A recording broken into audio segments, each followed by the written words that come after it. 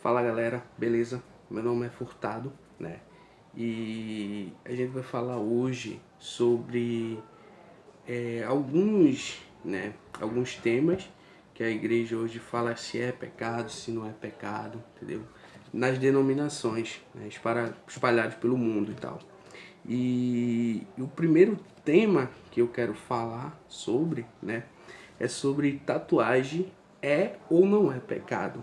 Essa é a questão, né? E a gente precisa entender o contexto em si da tatuagem, né?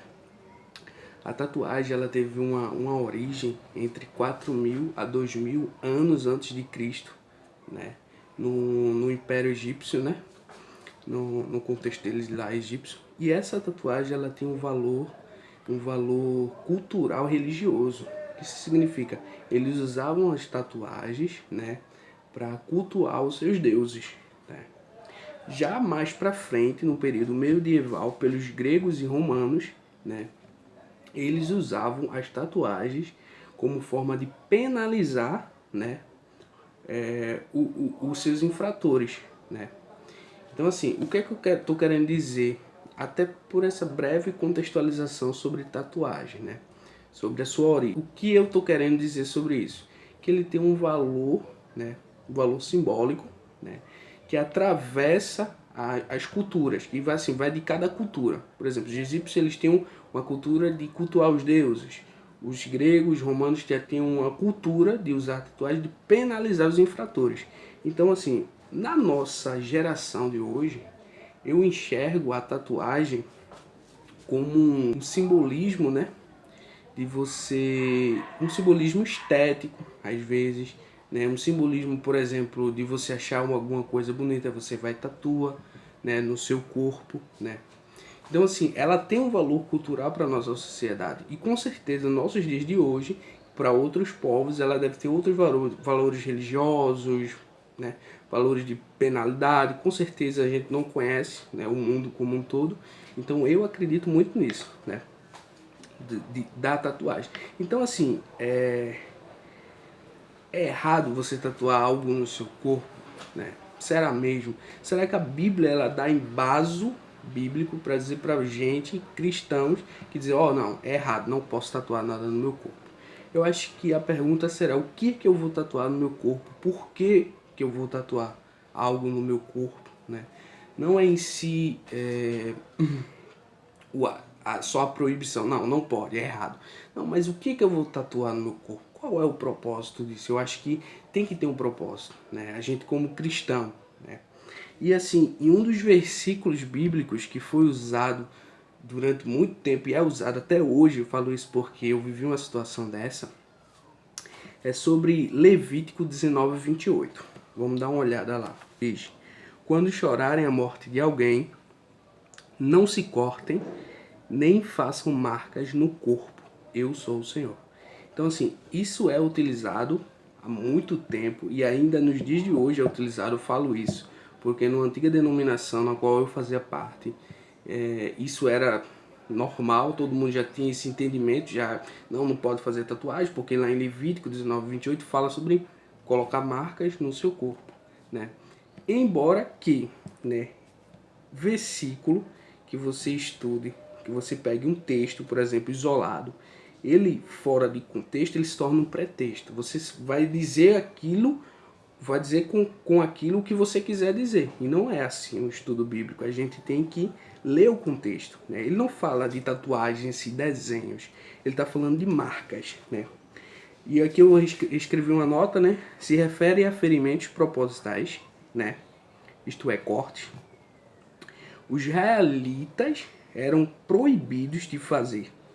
Proibição, né, que salienta o fato que as marcas elas tinham associações pagãs e mágicas. Ou seja, essas marcas no corpo que os outros povos faziam, por isso que Deus viu e proibiu os israelitas de fazer, elas tinham um significado de cultuar outros deuses e de cultuar magias, né? Então, assim, isso era abominável aos olhos de Deus, e até os dias de hoje. Mas o que assim, me faz colocar esse versículo aqui é que ele não fala em si sobre tatuagem de desenho, ele fala sobre corte, gente. Automutilação. Por que eu decidi fazer essa série? Porque são coisas simples, mas que infelizmente é tabu para muita gente, né? O povo fica falando, não, errado, não posso, não posso. Enfim, é muita coisa, né? O povo fala muito sobre isso, né? Até os dias de hoje. E eu resolvi, né, fazer esse vídeo para tentar esclarecer ao máximo, né, as pessoas aí, os cristãos recém-convertidos que têm dúvidas sobre isso. É um tema muito polêmico até nos dias de hoje, principalmente em denominações tradicionais, né? E uma coisa que eu deixei aqui bastante importante, né, que essa questão estética, essa questão de exterior, né, muito visto, mal visto, o pessoal não fez tatuagem, não sei o que, negócio de, hoje na nossa cultura, coisa de marginal, de infrator da sociedade, enfim. E uma coisa que eu deixei aqui bastante simples, né, que a gente deve seguir o cristianismo, gente, né, a gente deve seguir o cristianismo, né. A gente deve olhar as atitudes de Jesus, né, na Bíblia narradas, e é isso que a gente deve viver, entendeu? Não é o que deve ser puro, o que está externo no seu corpo, mas sim o seu interno, o seu interior ele deve ser puro. Vamos abrir lá em Mateus 15:11, né? Então assim, vamos esquecer essa situação do externo. Agora, claro, cristão, olhe o que você vai tatuar, procure o significado, tente buscar o significado, tente ver, né? Não saia tatuando, pô, achei bonitinho, vou tatuar isso, né? Feito aconteceu com um rapaz que eu conheci, né? Que ele tatuou, né? Ele falava muito de Deus, ele não era cristão em si, mas ele falava de Deus, né? Dizer que acreditava e tal. E aí ele tatuou uma mulher no braço dele com um simbolismo satânico no rosto dela. E eu perguntei pra ele, bicho, tu não sabe não o que é isso aí não? Ele disse, o quê, pô? Não tinha nem noção do significado do símbolo da bonequinha no rosto dele. Ela tava com uma cruz invertida na testa. Aqui. Eu disse, pô, cara, tu não sabe o que é isso não? O que, pô?